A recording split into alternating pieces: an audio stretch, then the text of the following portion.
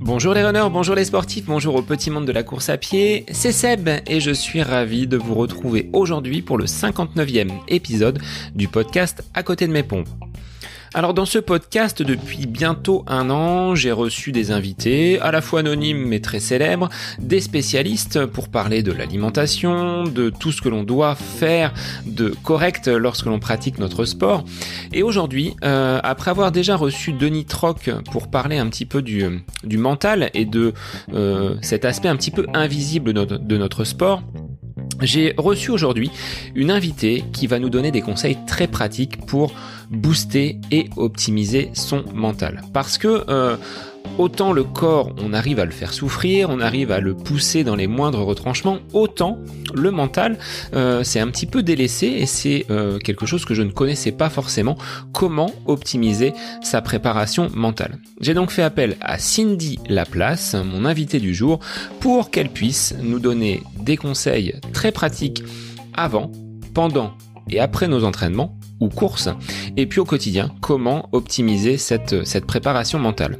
Alors Cindy accompagne des sportifs, mais pas seulement, puisqu'elle intervient également auprès de jeunes qui vont préparer des examens, de personnes qui seraient en reconversion professionnelle ou en termes de changement de vie. Mais aujourd'hui, c'est vraiment l'aspect sportif qui va nous intéresser. Elle a même, en cette année olympique, accompagné des sportifs dans leur préparation pour ces Jeux olympiques de Tokyo. Alors, je vous laisse en compagnie de Cindy Laplace pour cet épisode consacré à la préparation mentale. Et n'oubliez pas donc d'aller liker, partager et puis peut-être de vous mettre à jour dans les épisodes que vous n'auriez pas encore écoutés du podcast qui, depuis 1 an, vous accompagne chaque vendredi. Moi, je vous souhaite une belle écoute.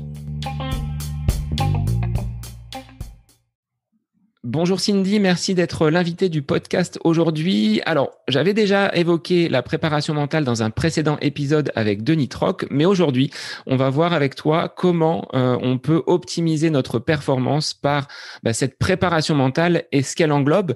Alors, tout d'abord, merci, et puis je vais te laisser te présenter pour nous dire qui tu es, d'où tu viens, et on verra ce que tu fais par la suite.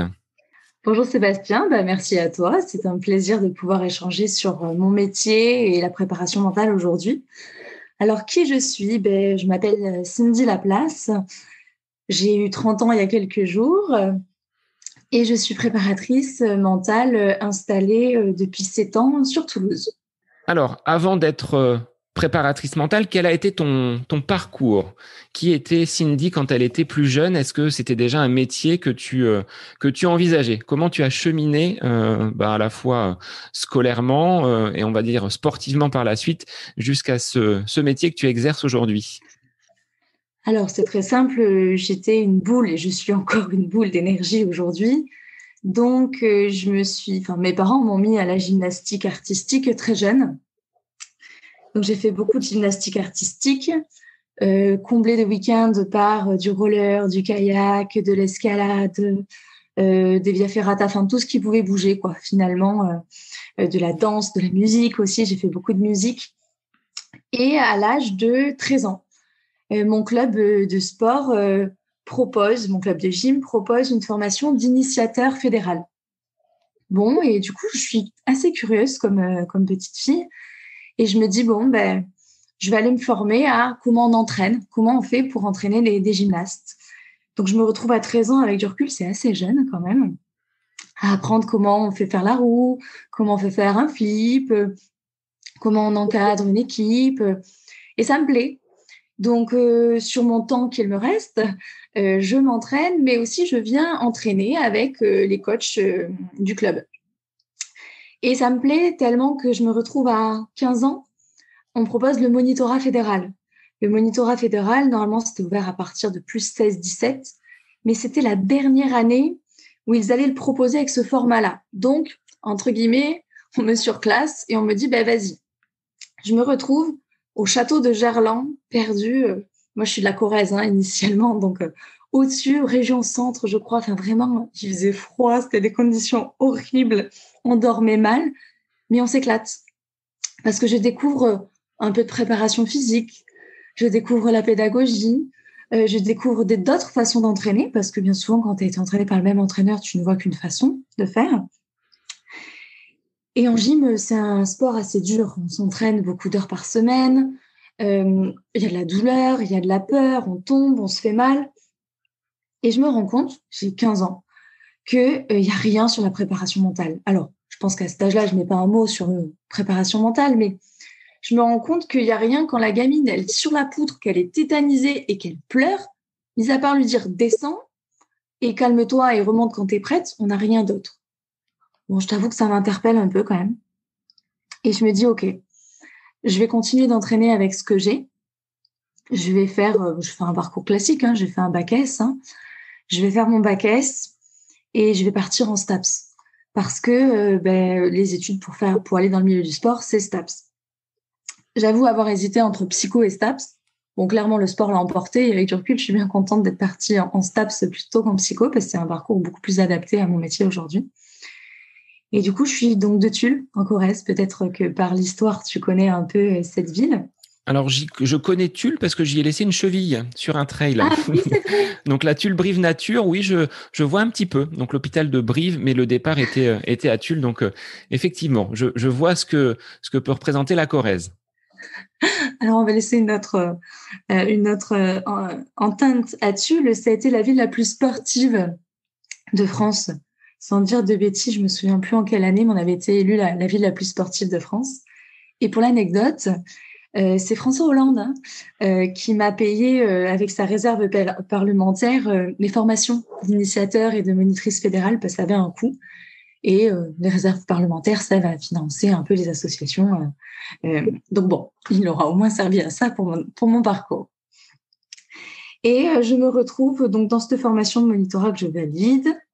Compliqué à cet âge-là, les filières énergétiques, la pédagogie. Bon. J'arrive à l'utiliser et il me tarde de partir en STAPS. J'arrive à intégrer STAPS Toulouse, c'est un choix. Brive, tu sais, à Tulle, on n'aime pas trop Brive.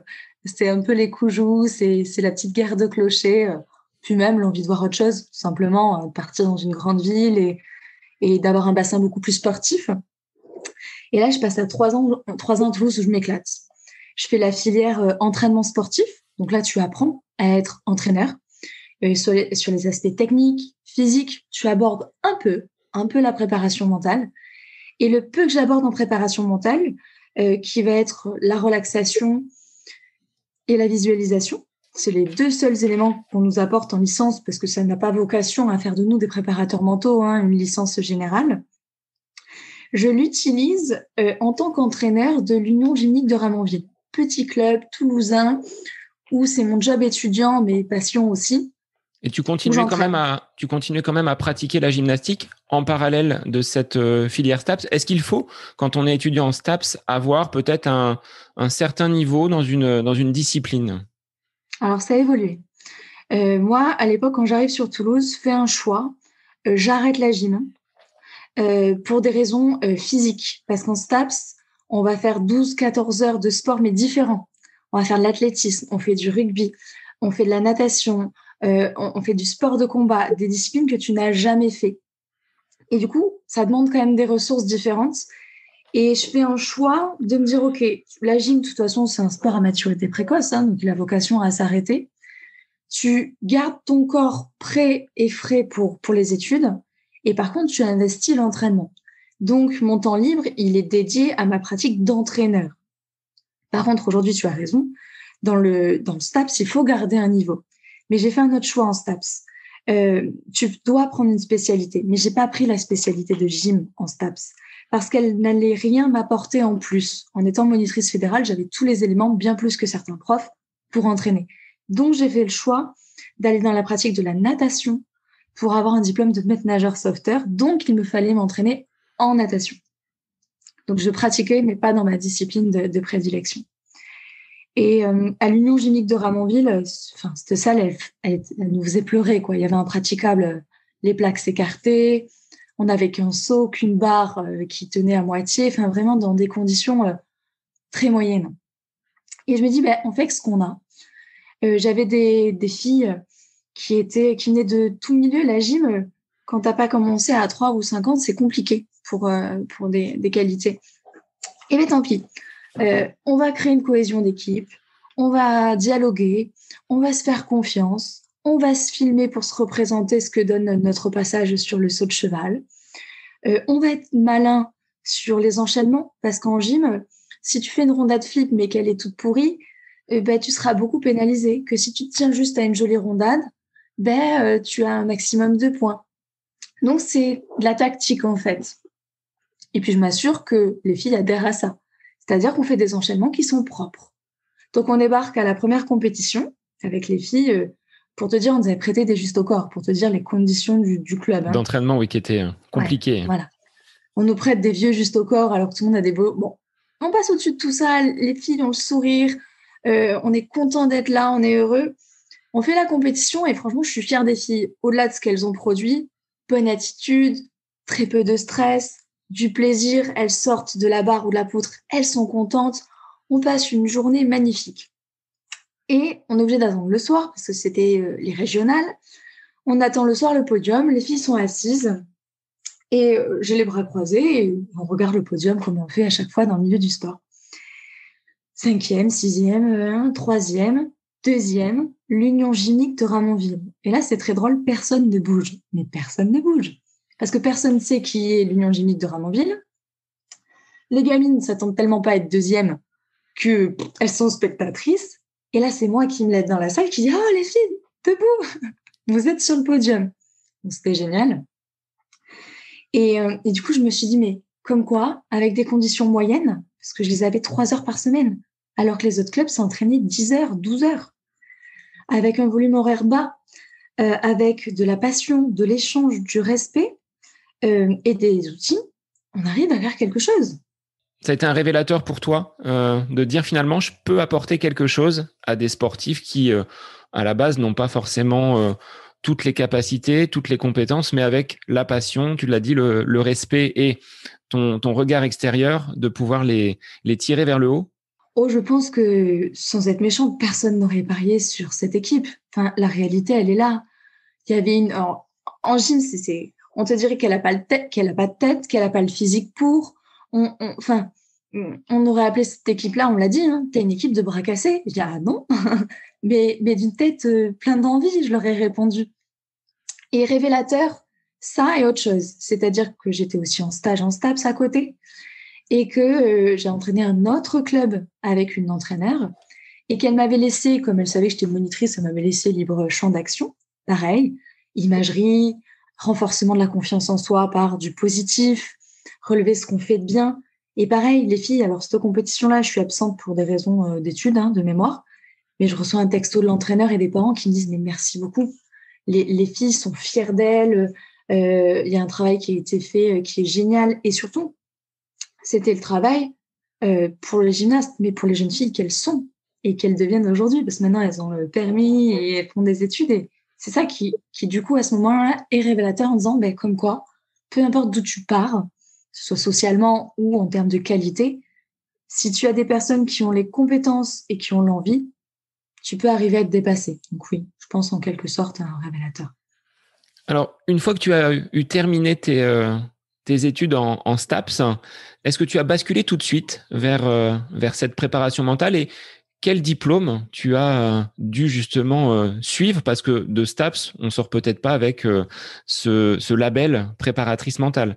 Déjà, qu'est-ce que c'est que la préparation mentale si tu devais la définir aujourd'hui? Est-ce que c'est un grand sac où on a plein d'outils à sa disposition? Dis-nous tout. Alors, la préparation mentale, c'est un entraînement qui vise à développer des habiletés, on parle d'habiletés, individuelles ou collectives, pour être plus performant et favoriser le plaisir dans la pratique. Voilà ce que c'est la préparation mentale. C'est pas ma version, c'est aujourd'hui la définition de la préparation mentale, comme la définition de la préparation physique. Développer des qualités physiques pour être meilleur, être en bonne santé, éviter de se blesser. Voilà ce que c'est la préparation mentale. Suite à STAPS Toulouse, entraînement sportif. Tu as raison, ça n'a pas vocation, avec une licence générale, à faire de nous des préparateurs mentaux. Les études sont quand même plutôt bien faites en STAPS, on te projette sur ton projet professionnel. Et je m'étais rendu compte qu'il y avait des masters, Master 1, Master 2, en préparation physique. Donc ça, il y en avait un paquet sur toute la France. Et il y en avait un ou deux qui faisaient moitié prépa mentale, moitié prépa physique. Donc déjà, ça m'interpelle. Je regarde un peu le contenu. Mais là, je me dis, attends, la préparation physique, c'est complexe. La préparation mentale, c'est complexe. Comment tu peux faire moitié l'un, moitié l'autre? Et là, par le plus grand des hasards, enfin, par des recherches, je trouve Montpellier. Montpellier, Master 1, préparation psychologique et coaching. Et là, Montpellier, je me rends compte qu'il faut être tes prioritaires quand tu es de Montpellier, de Marseille et de Nice. Donc, en clair, j'ai intérêt de me débrouiller, d'avoir un très, très bon dossier pour entrer à Montpellier. Sinon, par défaut, j'y rate un. Bon, ben là, en fait, c'est la fixation d'objectifs, on en parlera pour le sportif. Mais quand j'ai su exactement où je voulais aller, eh ben, j'ai forcé sur certaines matières, la psychologie, la sociologie, les projets de stage. Quand on m'a fait de ma lettre de motivation pour entrer en master, j'ai dit que j'avais déjà, ce qui était le cas, un stage là-bas sur place. On nous a projeté sur après nos études. Moi, je leur ai expliqué que je voulais développer une activité libérale, que je voulais la préparation mentale pour tous et non que pour ce sport de haut niveau. Et j'y rentre. Et d'ailleurs, je suis la seule de Toulouse à l'époque à être rentrée. Et là, je m'éclate parce que Master 1, Master 2, eh ben, tu découvres toute la validation scientifique de la préparation mentale. Tu me parlais d'un grand sac. Bon, nous, on parle de boîte à outils. Tu vois, c'est juste... Et moi, en fait, je me bats contre ça. La préparation mentale, ce n'est pas qu'un grand sac ou une boîte à outils. C'est un vrai accompagnement qui englobe des outils. Mais c'est comme le prof qui a des exercices. Le prof, il ne fait pas faire que des exercices. Il a une posture, il a une écoute. Il y a toute la partie cachée, en fait, de ce métier. Et la préparation mentale, c'est une démarche scientifique. Tu analyses le besoin, qui est explicitement demandé ou non. Tu émets des hypothèses. Pourquoi il y a ce comportement-là? Tu le mets en lien, en corrélation avec des théories. On va pouvoir en parler sur quand on arrive dans un meilleur club ou que c'est notre premier marathon, par exemple. Et en fonction de la théorie, tu cales la pratique du sportif. Qu'est-ce qui se passe pour lui? Tu travailles, là interviennent les outils, mais tu vois, ils n'interviennent que dans la phase mise en application. Tu affines et tu valides, et c'est un éternel recommencement. Le préparateur physique, il est toujours en train d'affiner la force, l'endurance, l'explosivité, la vitesse. Et l'idée, c'est d'ajuster pour que le sportif soit le mieux possible. Donc voilà le parcours aujourd'hui. Il y a Montpellier, je crois qu'il y a Brest qui vient d'ouvrir un Master 1 et Master 2. On est trop peu par an à sortir. Par contre, la tendance est que c'est un titre qui est non protégé. Donc demain, et ça existe en ce moment, tu as des formations en e-learning qui sont sorties pendant le Covid. Ça donne des outils. C'est génial. Et les personnes s'installent préparateur mental. Bon, ben c'est comme si demain, je faisais mon pain à la maison, je faisais du bon pain à la maison et je voulais monter ma boulangerie, quoi. Donc, il n'y a pas forcément, on va dire, une certification comme certains métiers peuvent, entre guillemets, l'obliger. Hein. L'exemple du pain est flagrant. C'est vrai que aujourd'hui, bon, avec les outils dont on a à notre disposition, on peut faire notre propre pain. C'est pas pour autant qu'on fera un bon boulanger. Est-ce que tu trouves que finalement, si il n'y a pas une certification et que le titre n'est pas protégé, on peut aller au-devant pas de charlatans, mais de personnes qui, entre guillemets, se disent préparateurs mental, alors qu'il n'y a pas toute l'expérience, le cheminement que tu as pu avoir dans ton parcours en STAPS et l'héritage de ce que tu as pu faire sur la gymnastique qui t'a donné quand même déjà des bases assez solides pour exercer ton activité aujourd'hui. Alors, il y a quand même un diplôme. Le titre est non protégé, mais il y a quand même un diplôme. C'est-à-dire que il y a quand même un Master 2 ou 2 Master 2, peu importe, qui donne des compétences, une posture éthique, déontologique, pour accompagner le sportif sur les aspects psychologiques de la performance. Le titre est non protégé, bon ben, peu importe, tant pis. Et aujourd'hui, on parle de charlatanisme, mais même chez des médecins, c'est une posture d'être charlatan, d'être un gourou, de mettre les personnes sous notre emprise. Malheureusement, que le titre soit protégé ou non, ça existera toujours. Ça éviterait que les sportifs, par contre, aillent travailler avec des préparateurs mentaux, parce que le sportif, quand il appelle quelqu'un, il s'en fout de ses diplômes. Il connaît pas ce parcours. Et des fois, on entend des choses très bizarres, et ils nous disent, mais il a un diplôme universitaire. Alors, c'est beau, le diplôme universitaire. Sauf qu'en fait, c'est 30 jours de formation dans une année. c'est quelque chose que tu fais pour un complément. Tu vois, par exemple, ton entraîneur que je connais, il pourrait aller faire ce DU de préparation mentale. Comme ça, si on discutait ensemble d'athlètes qu'il coach, on se comprendrait un peu mieux. Mais en aucun cas, il pourrait t'accompagner sur les aspects psychologiques de la performance. Et oui, il y a des dérives, mais comme dans tout domaine, c'est juste que le mental, ça paraît, comment dire, je pense que ça paraît très simple. Et à partir de là, on est dans la vague du développement personnel. Hein. Mardi, j'étais avec des badistes, des adultes, loisirs. Et le développement personnel, c'est tendance. Tout le monde a lu les accords Toltec.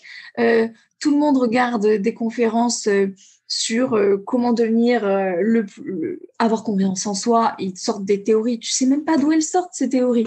Alors qu'en fait, derrière, tu as de la recherche scientifique. Le stress, c'est Lazarus et Folkman. La théorie de l'auto-efficacité de Bandura. Enfin, tu as quand même des chercheurs qui, depuis des années, mettent en exergue des concepts, des théories, et qu'il suffit d'appliquer pour que le sportif ou le musicien ou le prof ou l'étudiant développe ces qualités mentales-là.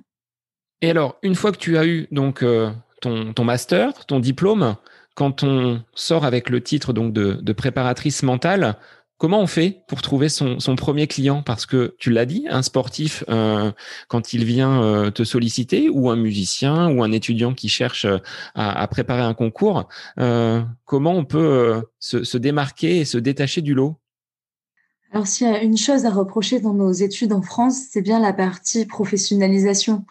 Je rêve de tous les parcours en alternance. C'est-à-dire que oui, il y a la théorie que tu apprends et comment tu la mets en pratique sur le terrain et comment cette activité-là, tu en vis. Parce que tu aies fait 5 ans d'études ou qu'un an, il faut avoir un salaire et il faut vivre derrière d'une activité. Et c'était la seule partie qui pouvait manquer à notre formation. Alors, j'avais déjà anticipé, c'est-à-dire que mes études étaient à Montpellier. Et bien, en Master 2, j'ai fait tous mes stages à Toulouse. J'ai fait un stage à Colomiers Rugby, sur lequel j'ai fait mon mémoire de fin d'études. Donc déjà, tu poses quelque chose.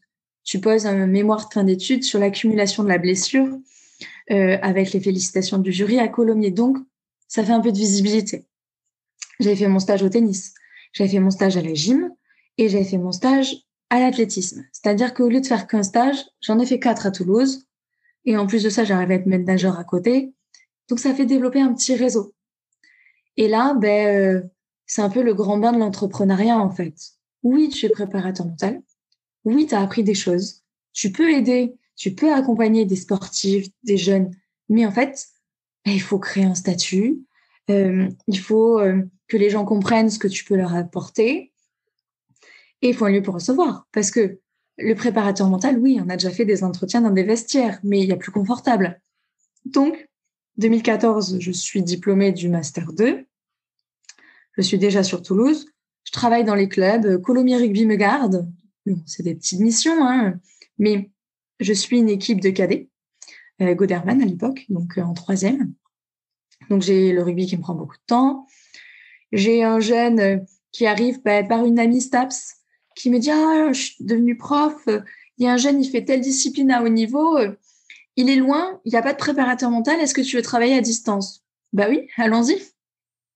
Donc, je commence à travailler avec ce jeune à distance, sachant que les parents font l'effort de me l'amener à Toulouse aux vacances. Parce que je dis oui, la distance, c'est bien, mais on est dans l'humain quand même. Donc, les parents me l'amènent. Et faut le temps que ça achemine un peu. Je contacte les clubs pour intervenir. Alors, c'était il y a 7 ans en arrière, on en parlait moins de la préparation mentale. Et j'avais beaucoup de « Ah, c'est génial, mais ah non, on n'a pas de budget. » Ben oui, sauf qu'en fait... un entraîneur, il doit vivre, un préparateur physique, il doit vivre. Et pourquoi la préparation mentale, ça serait gratuit, en fait? Enfin, quand tu vas voir le psychologue, tu payes. Quand tu vas voir un médecin, tu payes. Enfin, tout a un coût, rien n'est gratuit. Bon. Alors, du coup, en mars 2015, il a fallu un peu de temps, je trouve un bureau que j'ai utilisé jusqu'à avril là, de cette année. Et je crée un cabinet. Et c'est vrai que je mets cabinet de coaching pour permettre à tout le monde de s'identifier. Parce que les gens m'appelaient en me disant mais je suis pas sportif, hein, mais par contre, je dois changer de job et j'aimerais bien me sentir mieux. Ben oui, mais bien évidemment, en fait. Oui, j'ai fait mes études, il y a marqué STAPS, mais la confiance en soi, que ce soit pour le sport, pour la vie de tous les jours, c'est le même fonctionnement. Oui, on peut le Donc, décliner sur n'importe quel champ de la vie professionnelle, sportive ou personnelle, à tout moment. Enfin, quelqu'un qui vivrait oui, une situation familiale difficile, tu peux l'accompagner à basculer vers une situation bien meilleure, ou un sportif, ou quelqu'un qui viendrait à changer d'activité pro. dans la limite de nos compétences, mais renforcer la confiance en soi, oui. Diminuer le stress ressenti, oui. Améliorer l'attention ou la focalisation de la concentration, enfin, oui. En fait, faut quand même voir notre cerveau comme un muscle. Donc, comme tu peux renforcer tes biceps, ben, tu peux aussi muscler ton esprit, ton mental, afin qu'il soit meilleur et qu'il puisse s'adapter à une situation. Sachant que dans nos études, on a fait de la psychopathologie, euh, on a appris le champ de la psychologie du travail. Donc voilà pourquoi aujourd'hui j'interviens avec des entreprises. Enfin, on a quand même il est intestable le master parce qu'il faut qu'il soit hébergé par une entité. Mais historiquement, ce master était une convention entre psycho et STAPS. C'est juste qu'à un moment donné, il y a eu une scission, mais comme ça finit toujours par arriver. Mais on a quand même aujourd'hui les compétences pour intervenir auprès du sportif, auprès de la personne lambda ou de l'entreprise. Et globalement, aujourd'hui, quand les gens viennent te solliciter, le pourcentage de sportifs, il est plus important. Enfin, tu es plus quand même axé sur le sport que sur des profils un petit peu plus éloignés des terrains. Ça évolue. Ça évolue. Alors, parce que j'ai communiqué aussi dessus. C'est-à-dire que moi, mon grand précepte, c'est que j'ai autant plaisir, donc on parlait des Jeux olympiques, à coacher, à aller passer un week-end avec un sportif qui prépare les Jeux olympiques, qu'avoir Axel, 8 ans, qui a moins de stress quand il est en classe, tu vois, par exemple. Et je trouve que ça nous met aussi dans la réalité.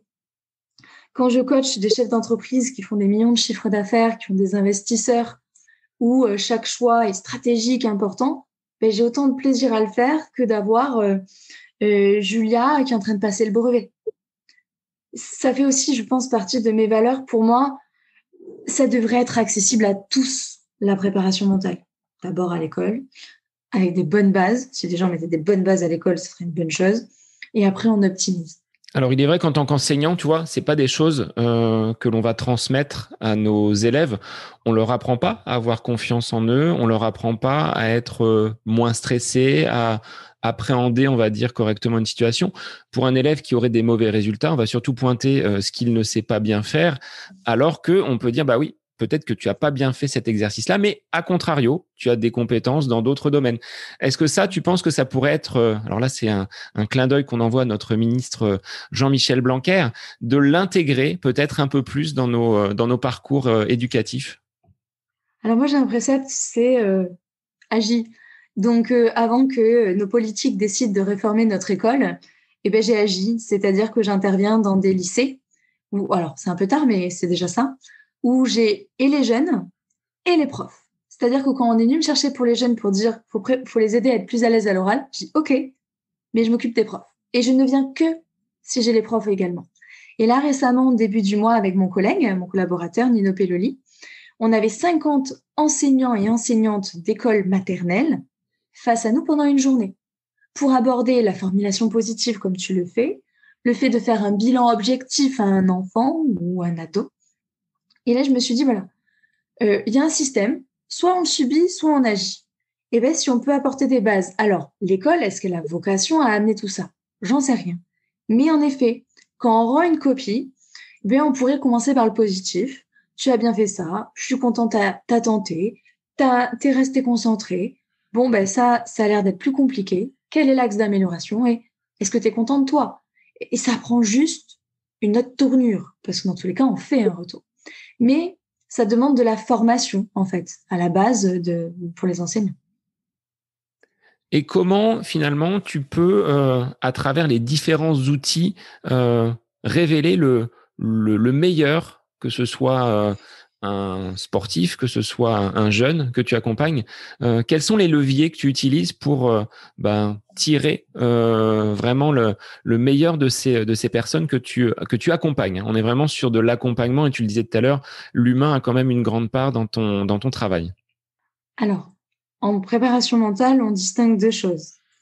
La préparation mentale efficiente de j'ai un concours, j'ai un casting, je change de job, je prépare les jeux, où là, tu entraînes et tu optimises la confiance, la motivation, la gestion du stress, gérer son activation.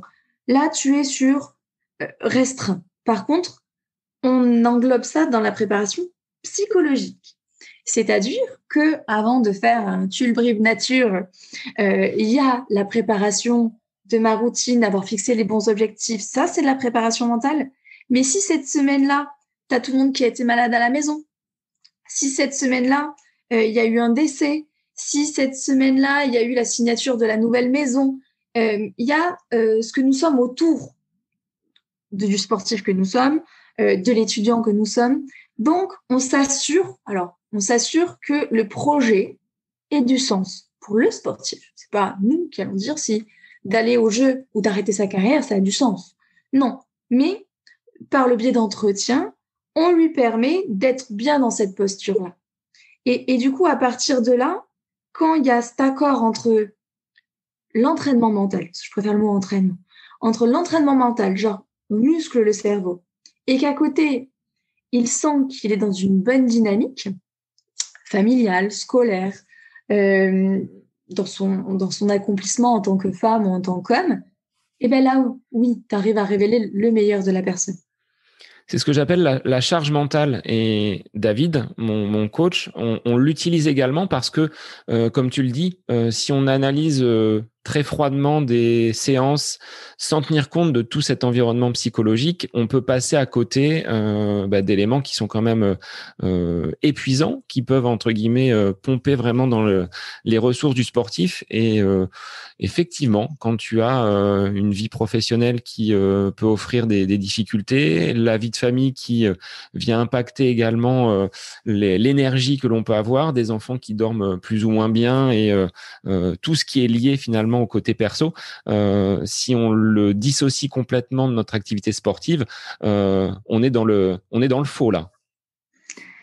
C'est ça. On se trompe si on croit qu'on pose la casquette de l'homme ou de la femme, de nos soucis ou de nos tracas pour être performant sur le terrain. Non. Et j'ai toujours cet exemple en tête. Alors, tu me demandais la part du sportif. J'en sais rien aujourd'hui. Ça m'intéresse peu de savoir combien de sportifs m'appellent et s'ils sont sportifs ou non. En tout cas, j'ai coaché et j'ai eu contact avec 36 disciplines différentes. Et j'ai toujours souvenir d'un sportif que je suis depuis des années, qui depuis quelque temps avait des baisses de perf. Donc, bien sûr, on cherchait à comprendre parce que son mental, il est entraîné, il est bon. Et là, je comprends qu'il est en train de s'acheter une maison, sa première maison. Oui, sauf qu'en fait, c'est un choix important. Il y a tout ce qui est crédit.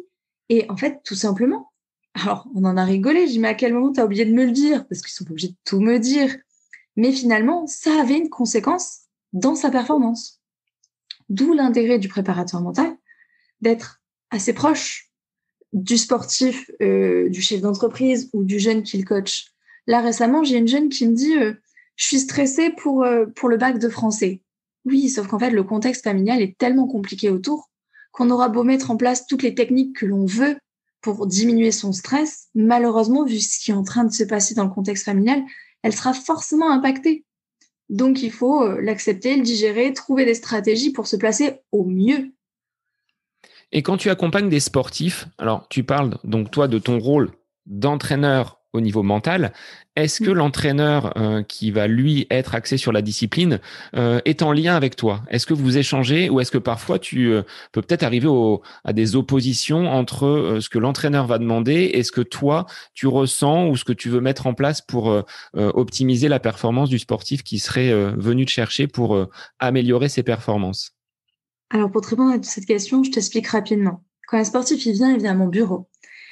Pendant 5-6 séances, on a besoin d'être en bureau, poser des bases, comprendre comment il fonctionne, analyser ses capacités mentales avec des tests, et mettre en place un fonctionnement qui tourne. Quand on a mis en place ces 5-6 séances, on peut poursuivre en bureau. C'est une possibilité. Mais très vite, c'est à l'entraînement qu'il faut que on fasse des renforcements que négatifs, mais parce que ça sera fait exprès, réfléchi, pour débriefer après, pour dire comment tu te sens quand tu fais des retours négatifs. Parce que si tu as un public qui est en train de t'insulter ou de te tirer vers le bas, il faudra bien que tu sois prêt. Donc, en effet, il faut, et c'est l'idéal, être en lien avec l'entraîneur. Parce que pour moi, le premier acteur de la performance, c'est le sportif, mais le deuxième, c'est l'entraîneur. L'entraîneur le voit tous les jours ou régulièrement.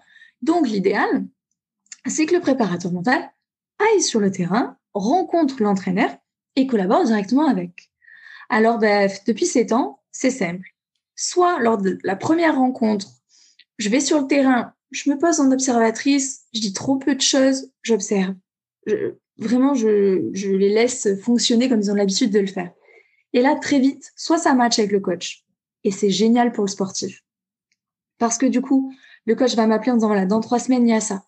OK, sur sa confiance en ce moment, il en est là. Est-ce qu'on peut tester ça? Et alors oui, il y a la confidentialité, parce que le sportif, tout ce qu'il me dit, je dois pouvoir le garder. Pour moi, c'est important. Mais d'un commun accord avec le sportif, et c'est comme ça que ça marche, s'il veut qu'il soit meilleur, on communique avec le coach pour juste améliorer sa perf. Et là, c'est génial, parce qu'on a un sportif qui a une équipe qui œuvre pour qu'il soit meilleur. Par contre, il m'arrive des fois d'avoir des coachs qui sont très ouverts, très contents, mais qui, à un moment donné, ont leurs limites parce qu'ils ont leurs croyances sur la préparation mentale, ils ont leur fonctionnement, et du coup, à ce moment-là, je laisse le sportif s'entraîner avec le coach, et nous, on bosse avec le sportif, entre guillemets, dans notre coin, et le sportif est très autonome là-dessus. Il y en a qui refusent aussi que je rencontre les coachs. Et à niveau de performance purement disciplinaire égale, c'est vraiment le mental qui va faire basculer un sportif vers une performance meilleure. Quelles seront les évolutions possibles quand tu as voilà, 2 sportifs qui sont d'un niveau équivalent? Est-ce que c'est vraiment cet accompagnement que tu leur proposes qui leur permet de franchir des caps et des paliers? Je te prends l'exemple de la routine de performance. C'est un peu un échauffement mental qu'on fait avant de faire une compétition ou un entraînement. C'est pas moi, c'est la science qui dit. C'est-à-dire qu'à niveau égal, on prend des jumeaux, d'accord? Même qualité physique, même entraînement depuis qu'ils sont nés. Et tu as un jumeau qui fait la routine et un jumeau qui, non, rien à faire, fait aucune routine. Celui qui fera la routine sera meilleur. Parce que la routine aura diminué le stress, amélioré ses gestes et amélioré son attention. Donc en fait, alors moi je le constate, ça fait 7 ans et que je vois des sportifs qui ont des résultats. Je vois des sportifs qui techniquement font ce qu'il faut, physiquement et mentalement. Après, dans des sports d'équitation, de sport auto, si tu as un problème mécanique ou un problème avec l'animal, le mental, mis à part s'adapter à la situation, il m'est eu arrivé de faire des heures de route, d'aller sur un circuit automobile et d'avoir le sportif qui a un problème sur l'auto. Qu'est-ce que tu veux faire? Par contre, là, le mental, ça m'a permis de voir que le sportif, tout ce qu'on avait mis en place, avant, il serait sorti de la voiture, il aurait balancé le casque, il se serait énervé, il aurait pourri son week-end. Et là, il a pris avec philosophie, il m'a dit, c'est comme ça. Il a commencé à calculer les points pour la course d'après pour être sûr de gagner le championnat. Donc, oui, forcément que le mental, aujourd'hui, et toujours fera la différence parce qu'on est tous entraînés et techniquement et physiquement. Et mentalement, c'est un peu à la one again, quoi. Non, tu peux arriver à peu importe ce qui s'est passé dans ta vie, être prêt pour ta course ou ta compétition. Moi, j'ai toujours l'exemple je suis très sport auto, j'adore le sport auto, Michael Schumacher, pas Mike, c'est son fils. Il perd sa mère, c'est juste quelque chose d'horrible, hein. Bon, il était payé, il y avait des enjeux. Il monte dans la voiture, il gagne sa course, il va en aucun cas au podium, ça se comprend. Mais oui, donc, j'explique à mes sportifs que s'il y a une chose pareille, on en parle, on ajuste. Mais on peut arriver à conditionner sa tête à utiliser le meilleur de nous-mêmes.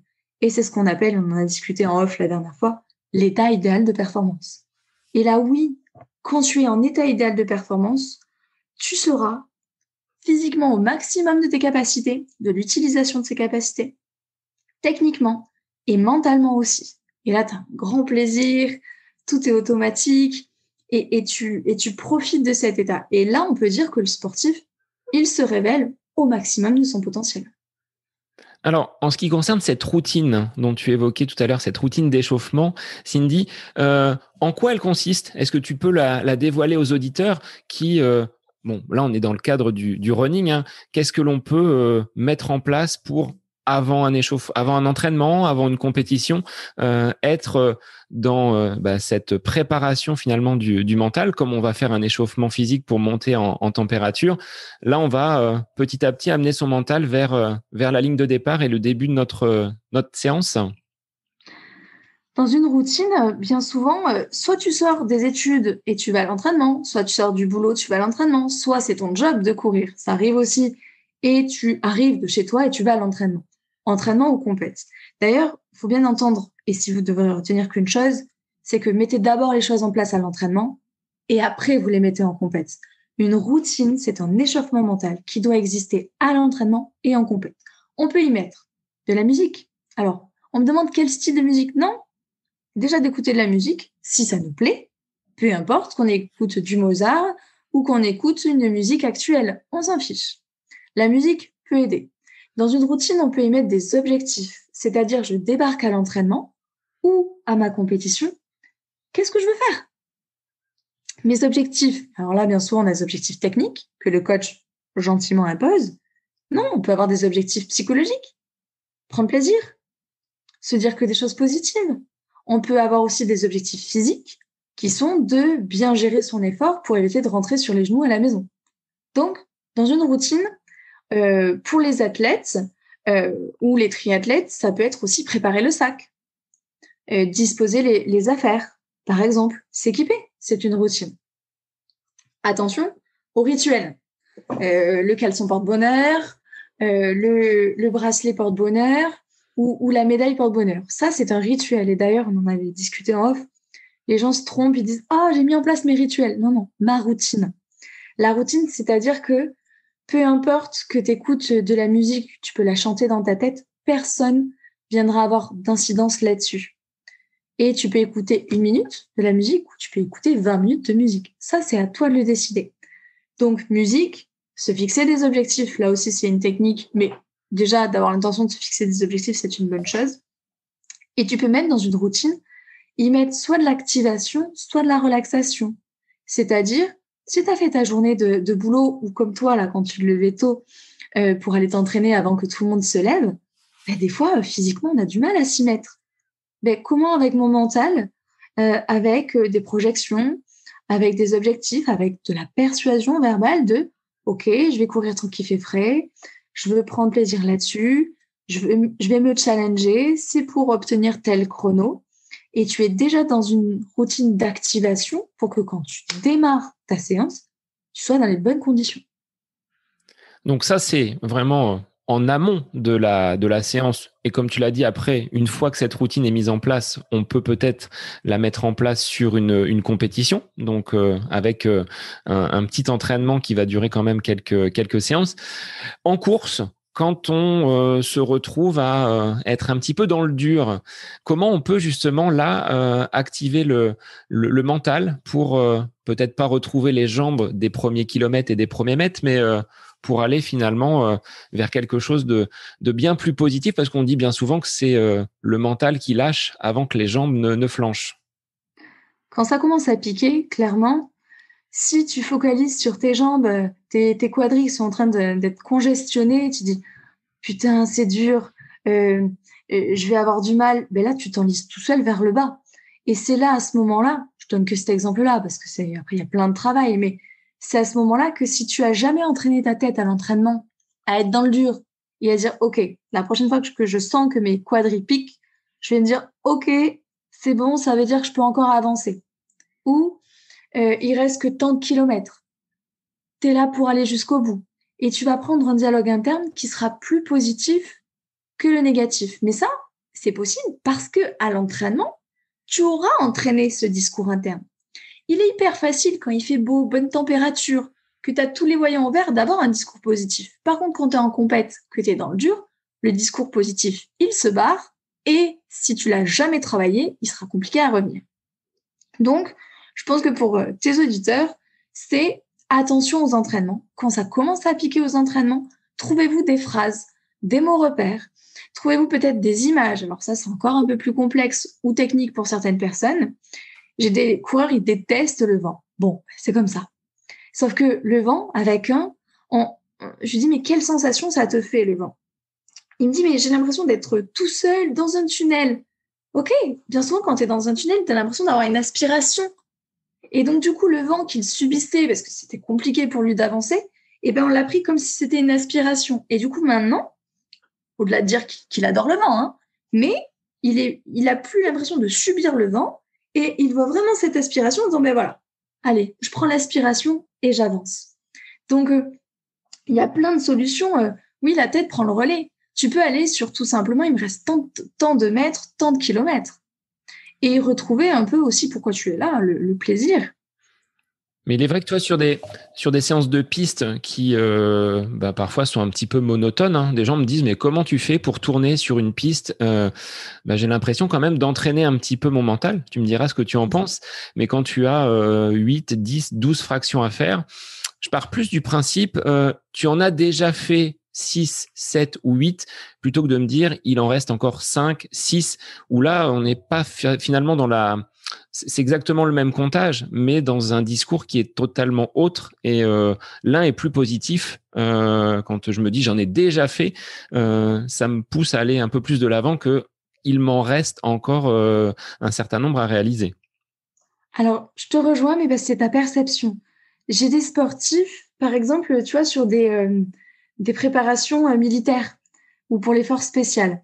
Bon, c'est un nombre de tractions ou un nombre de tours de piste.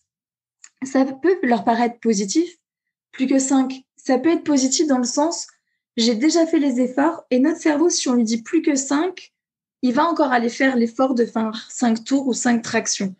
Par contre, tu as raison de te dire, j'en ai déjà fait 50 ou 14, ça renforce. Oui, quand même. J'en ai déjà fait 14, j'ai déjà bien avancé, donc tu peux continuer. C'est ta connotation là qui va être importante.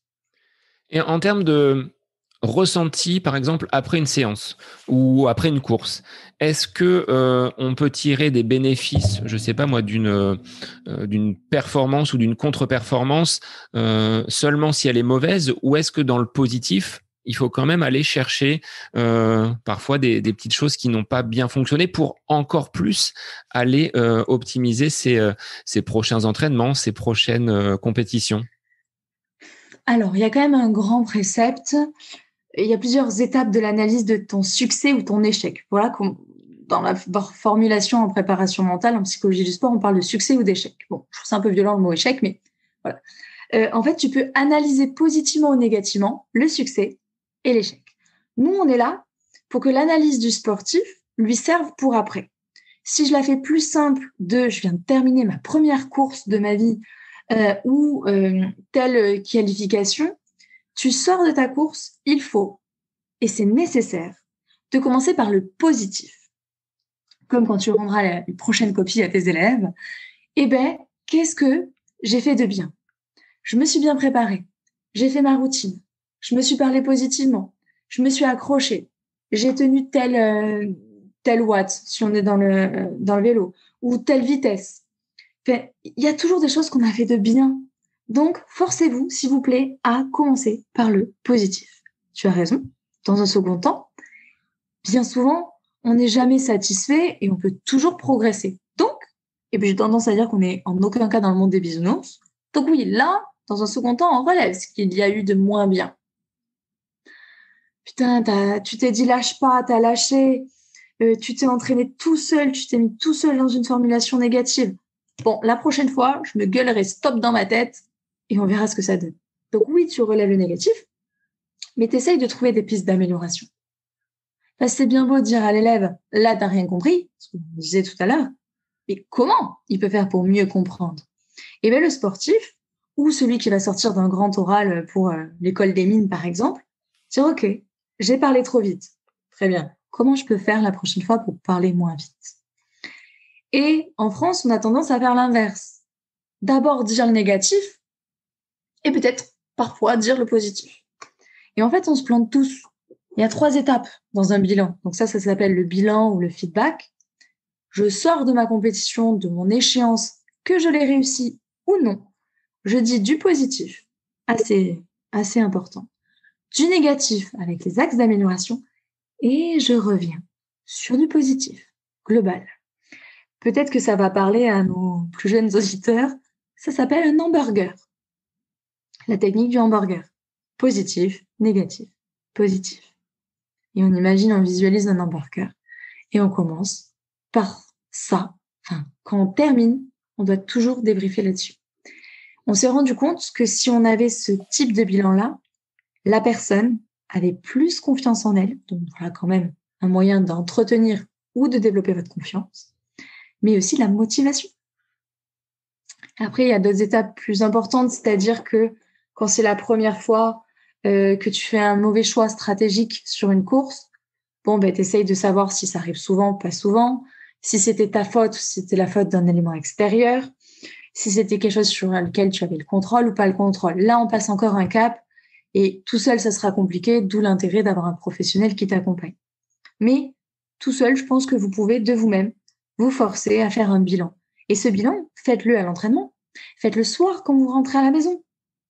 Avant de claquer la portière de la voiture ou de passer la porte de la maison, si vous faites un bilan de qu'est-ce que j'ai fait de bien aujourd'hui, qu'est-ce qui était moins bien, qu'est-ce que j'aurais pu améliorer, et je suis plutôt content de rentrer, vous allez plus profiter de votre soirée. Et ça, tu incites les personnes que tu accompagnes à le poser par écrit ou ça reste vraiment sur du verbal? Est-ce qu'il faut peut-être ancrer, alors là c'est le prof d'histoire et de français qui parle, un petit cahier où on note finalement séance du jour, point positif. Bon là il y a un petit point négatif, mais et je fais le bilan, c'était quand même plutôt bien. Alors, ça dépend des personnes. T'en as qui sont à l'aise avec l'écrit, d'autres non. Aujourd'hui, il y a les vocaux qui sont à la mode. Donc, les sportifs me font des messages vocaux. Ils les enregistrent, ils se les gardent. J'aime bien qu'on garde des traces parce que ce que tu as vécu là, le 24 juin 2021, la veille des Jeux Olympiques ou dans 4 ans au prochain championnat du monde ou d'Europe, c'est bien que tu vois toute la progression que tu as eue. Parce que finalement, on a tendance à vite oublier par quoi on est passé, aussi bien dans le positif qu'aussi bien dans le négatif. Donc, dans l'accompagnement qu'on propose avec les sportifs, il y a comme un carnet de bord. Alors, certains, c'est un livre, d'autres, c'est des feuilles qu'on donne dans une pochette, d'autres, c'est sur une note de leur portable. Mais oui, on a tendance, et le prof de français que tu es, les écrits restent et les paroles s'envolent. Donc, et puis même de poser par écrit, ça permet de se rendre compte, quand on analyse leur discours interne et qu'ils se disent « je suis une merde », c'est peut-être plus simple de le dire que de l'écrire. Et quand tu l'écris, tu dis « bon, on peut peut-être trouver une phrase plus positive que je suis une merde. Ah, j'ai le droit de me tromper, j'ai le droit de douter, j'ai un cerveau, j'ai un corps. » Et du coup, de l'écrire, il y a la prise de conscience quand même que c'est hyper violent et néfaste.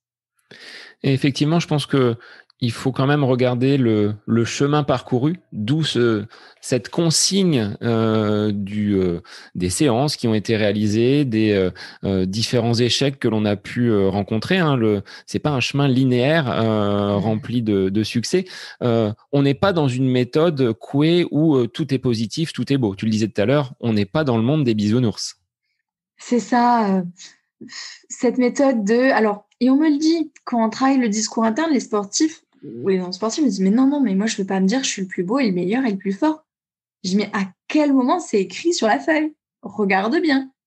Il y a juste noté que, dans un discours interne, il est mieux de s'encourager, il est mieux de se donner des bonnes consignes techniques, si c'est pertinent, et qu'il faut éviter la formulation négative. Éviter.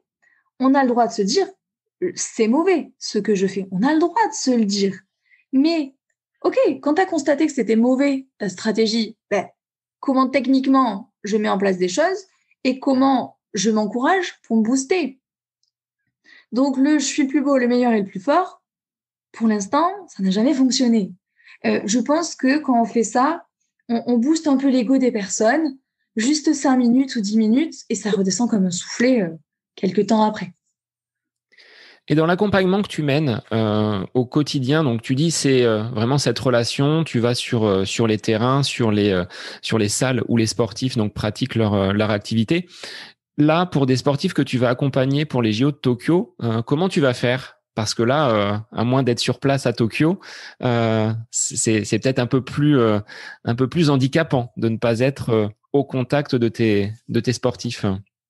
Alors, il est vrai que si on reprend la définition de la préparation mentale, entraînement qui vise à développer des qualités mentales pour optimiser la performance tout en favorisant le plaisir et l'autonomie. C'est-à-dire que le sportif, normalement, il n'en a aucun besoin de nous appeler juste avant une course. Il est autonome. Alors, on va sur le terrain pour le mettre en situation, on va sur le terrain pour observer et comprendre tous les enjeux qu'il y a autour, on va sur le terrain pour l'accompagner. Les jeux, alors là, Tokyo, c'est particulier à cause du Covid, donc j'y serai physiquement non présente, mais les sportifs sont prêts. Par contre, on a des leviers et des relais, c'est-à-dire que l'entraîneur avec qui on a bien discuté saura identifier, l'entraîneur peut nous appeler, le sportif peut nous appeler, mais on a fait tout pour que le sportif, ce jour-là, il soit libre de ses choix, de ses actions. Ils peuvent nous appeler. Là, il s'est passé quelque chose récemment, je ne sais pas si tu as vu, au championnat de France de natation, les plots de départ se sont décalés. Donc, ils ont été arrêtés. Et j'ai pris des nouvelles des sportifs qui étaient là-bas. Et c'était même pour faire une petite plaisanterie parce que vous pourriez imaginer qu'est-ce qui pourrait mal se passer lors de nos courses. On appelle ça des scénarios catastrophes. Et du coup, j'ai appelé les sportifs avec une petite plaisanterie en disant « joli scénario catastrophe » parce que la compétition était à l'arrêt. On n'avait aucune idée de quand ça allait repartir. Et les sportifs, quand ils m'ont eu, ils m'ont dit « mais on a toujours tout préparé. Donc moi, j'attends, je suis prêt. Je suis à l'hôtel, je fais ci, je fais ça. J'ai aucune inquiétude. » Alors que les sportifs qui n'avaient jamais travaillé ces scénarios catastrophes-là, qui n'ont aucun accompagnement, par contre, ils étaient dans un stress compliqué. Et en termes d'outils pratiques, Cindy, dans ce que tu mets en place, dans ce que tu utilises, tu parlais de la visualisation, donc de ces scénarios catastrophes. Est-ce qu'il y en a d'autres que l'on peut mettre facilement à exécution, même si ils demandent une prise en main, on va dire, sur quelques semaines? Est-ce que, comme les habitudes, faut 21 jours pour pouvoir se les approprier? Alors, la visualisation, sur le papier, c'est génial. Ça améliore la confiance en soi, la concentration, ça renforce la motivation et la combativité, ça diminue le stress. Enfin, sur le papier, la visualisation, c'est génial. Sauf que si tu la fais tout seul et que ça prend de l'énergie, donc il faut être sûr de la faire au bon moment. C'est ça le truc intéressant. Le scénario catastrophe, si vous voulez le regarder un peu, ça serait peut-être une semaine ou 15 jours avant la compétition. Imaginez qu'au bout de 5 kilomètres, il tombe des torrents d'eau. Par exemple, ça peut être un scénario catastrophe. Ou que ta chaussure se casse. Ça paraît le truc complètement improbable, mais ça peut. Et par contre, on considère que la veille ou 2 jours avant, tu fais le scénario positif. Sauf que tu as des personnes qui ont du mal à faire ces images positives. Et si elles restent seules à avoir que des images négatives, ça peut être pire.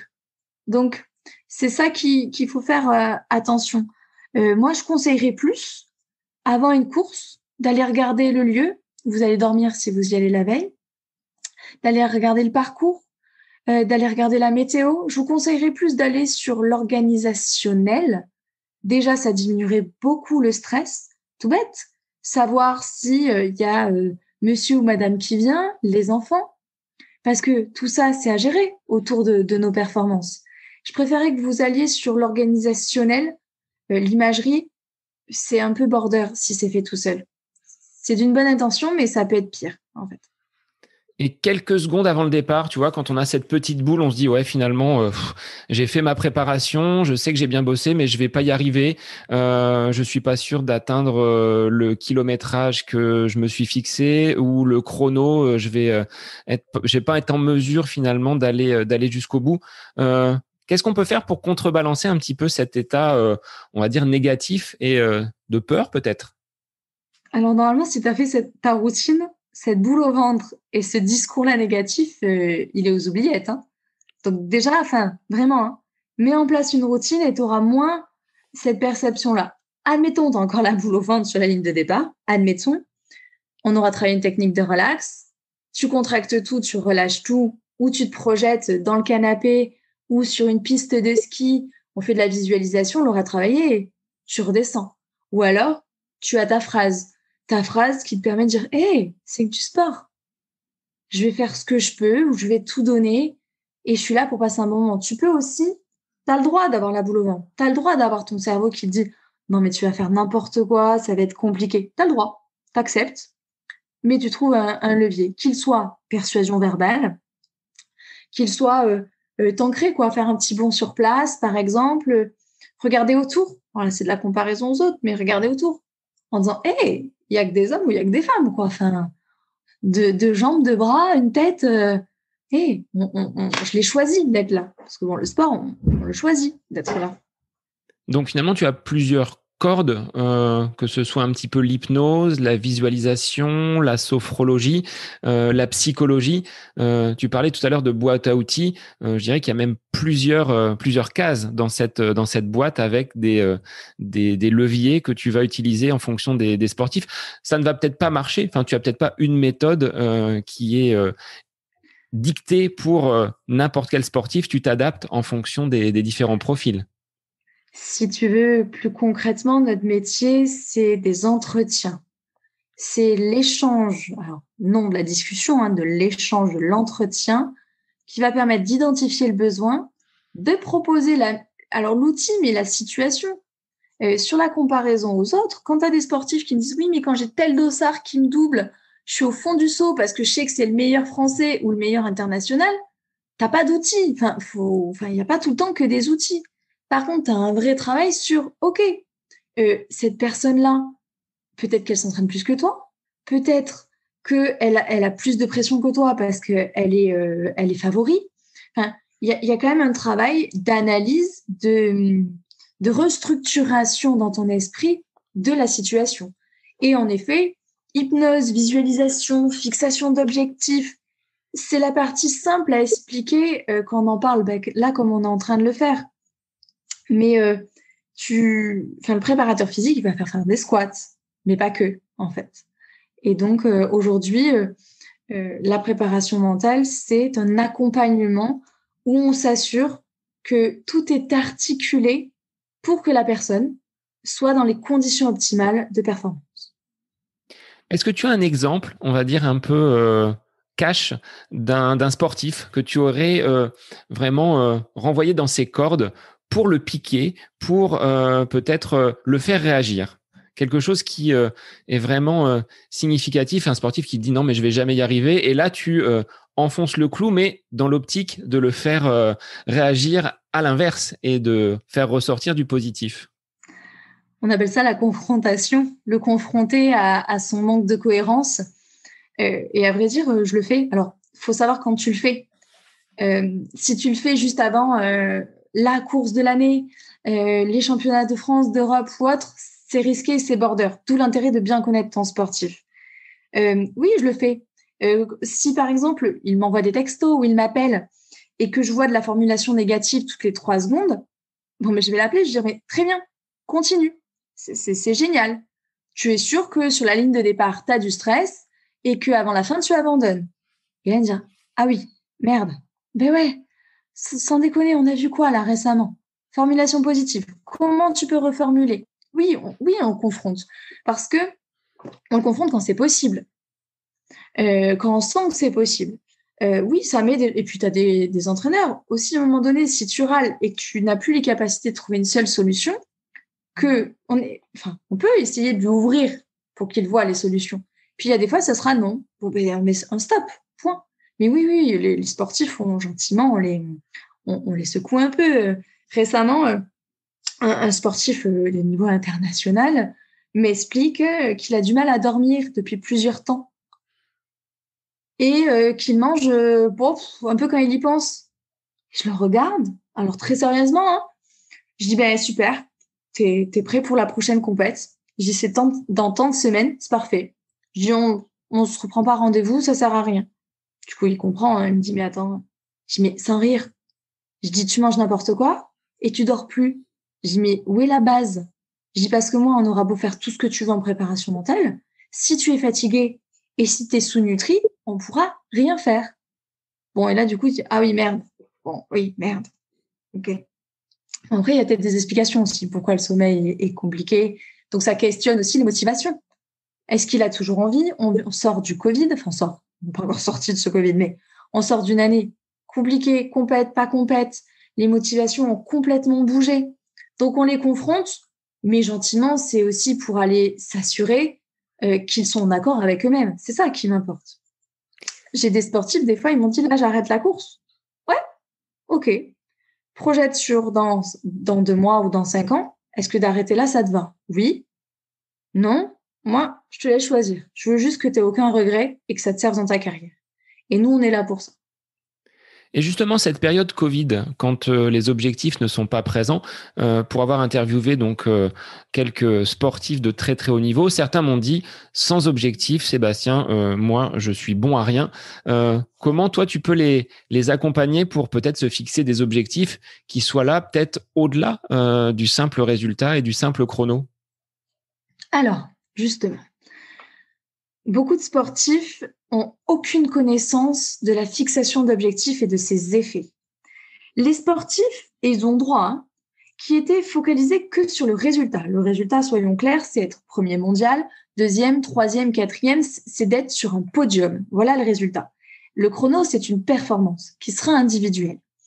Les sportifs qui ne vivent, il y en a, hein, que pour être meilleurs, alors là, ils se sont retrouvés au carton avec le Covid. Parce que du coup, plus aucun moyen d'être comparé, plus aucun moyen d'être challengé, et bien souvent, c'est des sportifs qui ont aucun plaisir à s'entraîner. Par contre, les sportifs qui avaient des objectifs qui étaient plus de performance, donc de chrono, si on est dans la course, eh ben, ils se levaient quand même pour aller courir, ils couraient dans leurs kilomètres, ils faisaient quand même de la préparation physique, ils faisaient quand même de la visualisation pour s'imaginer en compétition, pour se challenger. En fait, finalement, le Covid a mis en exergue les motivations, mais du sport ou du boulot. Hein. Il y a beaucoup de mouvements dans les milieux professionnels aussi. C'était pourquoi on va s'entraîner? Est-ce qu'on va s'entraîner par plaisir de notre activité et on est content de faire des compétitions et de gagner des titres? Ou est-ce que si demain, de la course, on peut passer au badminton ou on peut passer au golf, ce qu'on aime, c'est de se challenger et d'être dans les meilleurs. On a le droit. Mais ça a réveillé ça, en fait, finalement. Et le job du préparateur mental, ou même des sportifs amateurs, hein, on a beaucoup de sportifs amateurs qui viennent nous voir, on les voit que 6 fois, mais c'était de retrouver de la motivation, de retrouver de l'envie. Et le Covid, nous mettant dans une incertitude de temps, il fallait nous ramener dans le présent. Là, je vais aller courir parce que je suis content de chausser mes baskets, parce que je suis content d'aller voir la nature, parce que je suis content de continuer potentiellement à progresser et à avoir un bon rythme. C'était drôle parce que ça fait 9 ans que je suis dans la préparation mentale, on avait toujours préparé nos sportifs à loin, et bien là, en fait, il fallait qu'on les ramène dans le présent. Donc, c'est-à-dire que même nous, en tant que professionnels, on a dû dire, attends, on n'en sait rien pour combien de temps on repart. Le premier confinement, on espérait que ce soit fini après. Je pense qu'on était tous dans le déni de la situation. Donc, en plus, on a surfé sur le premier confinement en disant, bon, ça va repartir.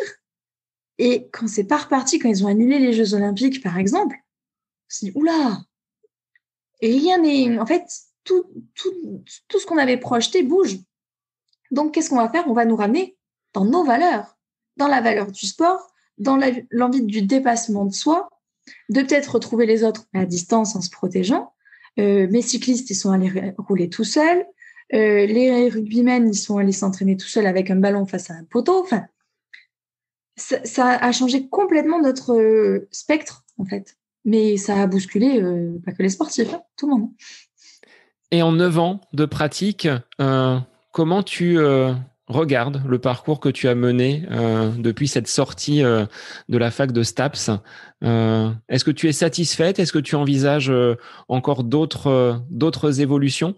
Quel serait le plus grand changement entre tes premiers entretiens et ceux que tu mènes aujourd'hui? Alors, le parcours. Moi, j'avais plusieurs objectifs quand je suis sortie de la fac. Promouvoir la préparation mentale pour tous. La rendre accessible, peu importe comment, mais la rendre accessible à un enfant de 5 ans. Et la personne la plus âgée que j'ai aujourd'hui a 87 ans. Voilà, c'était permettre à chacun, dans ma tête, c'est les seules limites sont celles que l'on se fixe. Peu importe où tu es né, peu importe tes capacités, si tu as envie et que tu donnes les moyens, tu atteindras ce que tu souhaites. Ça, c'était cette partie-là. J'avais aussi envie de vivre des belles expériences, que ce soit d'aller sur le terrain, de rencontrer des belles personnes. Ça, c'était mon objectif. Et je voulais créer une structure. C'est-à-dire qu'aujourd'hui, je me rends compte que quand je vais sur le terrain, le sportif, il a que de l'eau, alors que l'eau, des fois, il y a mieux. Les sportifs sont assez souvent isolés, notamment dans la course à pied, par exemple. Ils s'entraînent tout seuls. L'ostéo, ils savent pas trop qui aller voir. Et du coup, ça fait 2 ans, et il a ouvert qu'en avril, là. Ça faisait 2 ans, mais plus longtemps avant, que je maturais sur un centre pluridisciplinaire où le sportif, mais aussi toute autre personne, pourrait venir et avoir accès donc à un médecin, à un kiné, à un ostéo, psychologue, diète, naturo, infirmière, etc. Et il m'a fallu un peu de temps parce qu'il fallait trouver un lieu. Et ça y est, avril 2021, plein Covid, le centre Croix Dorade Santé a ouvert. Alors, c'est un centre qui est teinté du grand public parce que les 2 médecins qui sont dans le centre sont médecine générale et non du sport.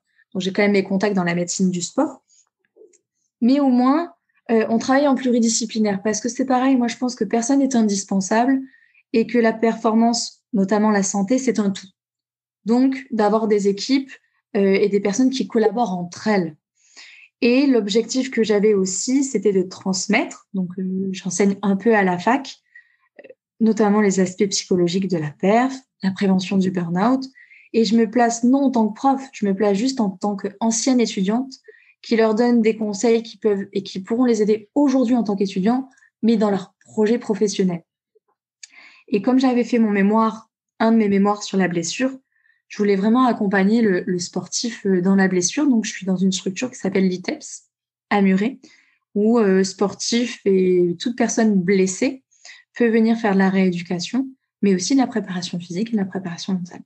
Donc, avec 9 ans de recul, alors satisfaite, je pense que pour un esprit de compétition comme le mien, oui, contente, on va dire. Je suis plutôt contente de ce parcours et surtout des valeurs des sportifs avec qui je travaille. C'est des sportifs qui sont alignés, respectueux. C'est plus ça dont je suis fière aujourd'hui.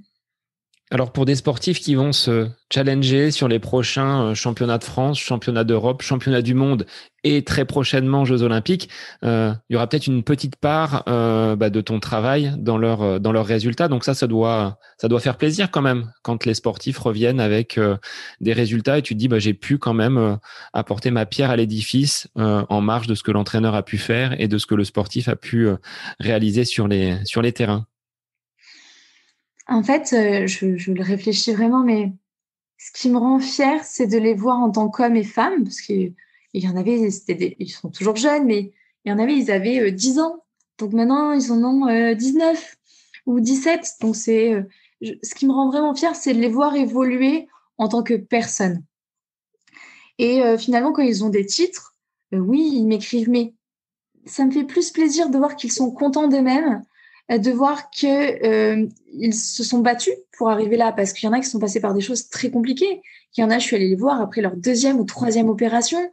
Il y en a qui ont dû s'entraîner pendant tout seuls parce que des clubs les refusaient. Il y en a qui ont eu des carences alimentaires qui les ont mis en danger. Enfin, c'est des personnes qui ont été mis en difficulté par le monde du sport, parce qu'il est loin d'être tendre à certains moments, et qui finalement, sans prendre leur revanche, aujourd'hui, ont atteint ce qu'ils voulaient et continuent d'atteindre ce qu'ils veulent. Et franchement, demain, bon, ils ont des titres, c'est bien parce qu'ils le notent, ça reste un CV sportif, mais il est très périssable. Hein. Les Jeux dans 4 ans, bon, une médaille olympique, ça reste. Mais un titre de champion de France dans la discipline, c'est 2 fois par an, 1 fois par an. Donc, non, ce qui me plaît, c'est que ça va teinter leur parcours d'hommes et de femmes, finalement. Alors, avant de conclure, Cindy, est-ce que tu pourrais, pour les auditeurs, synthétiser ce que l'on peut faire en tant que sportif pour aborder de la meilleure des façons un entraînement ou une compétition? Quels sont les préceptes de Cindy, préparatrice mentale? C'est la préparation mentale de secours. Alors, avant un entraînement ou avant une compétition, même si vous arrivez presque à la bourre, ça arrivera, ayez l'impression de prendre le temps de vous échauffer, et physiquement et mentalement. S'il le faut, fixez-vous qu'1 ou 2 objectifs, mais fixez-vous-le et démarrez votre entraînement. Ça, on est dans de la routine, vous pourrez revoir en détail sur le début du podcast. Quand vous êtes dans l'effort, peu importe ce que vous faites comme discipline, attention à ce que vous vous dites. Si vous vous découragez, si vous vous descendez, vous le payerez forcément. Quitte à avoir un discours un peu plus positif ou à se dire stop dans votre tête, mais c'est vous qui entraînez vos jambes, c'est vous qui êtes acteur de votre performance. Donc, attention à ce dialogue interne et il s'entraîne d'abord à la maison, dans vos cours, au boulot, pour que sur le sport, ça soit facile. Et pour terminer, quand vous avez fini quelque chose, que ce soit un bon ou un entraînement tout pourri, faites bien attention à commencer toujours par le positif. J'ai tenté, j'y suis allée, positif, négatif avec l'axe d'amélioration et revenez sur le positif. Donc, routine avant, pendant, attention au poids de ce que vous pensez de vous-même et le après, faites un bilan objectif parce qu'il y a toujours des choses qu'on aura bien fait. Bon, je pense que là, on a vraiment toutes les cartes en main pour réaliser donc de belles choses à l'entraînement et en compétition. Sur quel réseau, sur quel support média on peut te retrouver si les gens veulent te contacter et avoir plus d'informations sur l'étendue de ton travail et cette boîte à outils que tu leur proposes? Alors, le site internet, c'est LC pour la place Cindy coach.fr. Bon, en tapant Cindy Laplace dans Google, on trouve. Le site internet, le blog est beaucoup alimenté. On trouve sur comment préparer un triathlon, comment gérer ses émotions dans le tennis. Donc, vous pouvez même aller lire d'autres articles qui vont vous servir. La page préparation mentale sur Facebook relaye ces articles-là. On fait quelques vidéos qu'on met sur Facebook, Instagram. Instagram, je crois que c'est Cindy Laplace. On me trouve assez facilement sur les réseaux. Et après, je vous invite peut-être à nous contacter parce qu'on est, alors moi un peu moins, mais Nino est plus disponible. Ne serait-ce que d'échanger 10-15 minutes, on le fera avec grand plaisir. Bon, un grand merci Cindy pour cet échange et cette optimisation finalement du mental. Hein.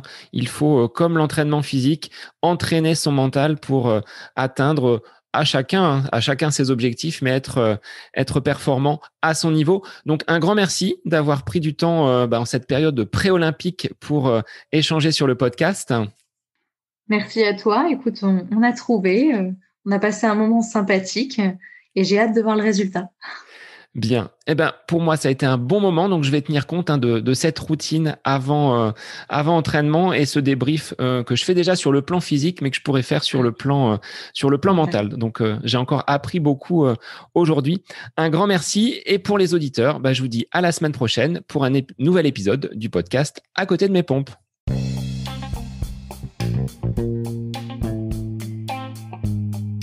J'espère que cet épisode avec invité vous aura plu. Je vous remercie infiniment de votre écoute. Pour faire remonter le podcast dans les classements, je vous invite à laisser une petite évaluation sur Apple Podcast, 5 étoiles, un petit commentaire. Ça me fera énormément plaisir et vous permettrez au podcast d'être remonté, diffusé, déployé sur ces différentes plateformes de façon plus importante encore qu'il n'est actuellement. Et puis je vous invite à me retrouver sur les différents réseaux, Facebook, Instagram. Laissez votre petit message, votre commentaire, ça me fait plaisir d'échanger avec vous. Si vous avez des questions, si vous voulez échanger sur quelconque sujet sujets en lien avec la course à pied, mais pas que, parce que le sport c'est une philosophie de vie et c'est une passion qui nous anime de façon commune, donc n'hésitez pas à venir échanger avec moi. Sur ce, je vous souhaite une bonne fin de semaine, un bon week-end et je vous dis à la semaine prochaine pour un nouvel épisode du podcast À côté de mes pompes.